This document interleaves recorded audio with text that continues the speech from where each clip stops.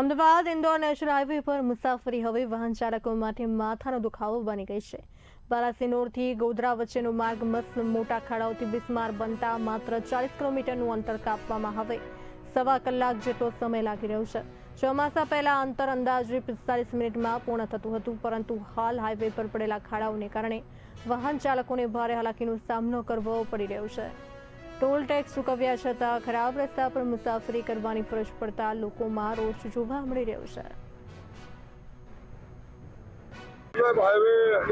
जी ચોક્કસ Ahmedabad Indore national highway 47 પર બે મસ્ત મોટા ટોલ ટેક્સ આવેલા છે અને ટોલ ટેક્સ ની અંદર નાની ગાડીઓને 90 થી લઈને 120 રૂપિયા અને મોટા વાહનો જે ઓવરલોડિંગ વાહનો હોય છે એ મોટા વાહનોના 500 થી લઈને 600 રૂપિયા ટોલ ટેક્સ વસૂલ કરવામાં આવે છે। તેમ છતાં વારંવાર અમે આગેવાનો દ્વારા, વડીલો દ્વારા અને ઘણા બધા વ્યક્તિઓ દ્વારા જે highway authority, national highway authority of ઇન્ડિયાને વારંવાર જાણ કરવામાં આવી છે, તંત્રને જાણ કરવામાં આવી છે અને એ પોતે અધિકારીઓ પણ આ રસ્તા પર હાલત ડોલત કરતા જાય છે, એમને દેખાય છે।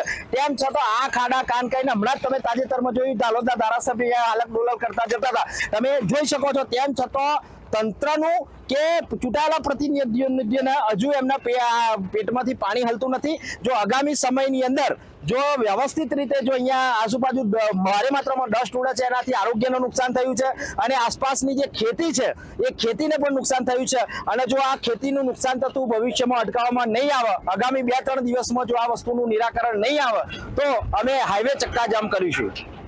તુલસી પરમાર, રજવાડી બાપુ।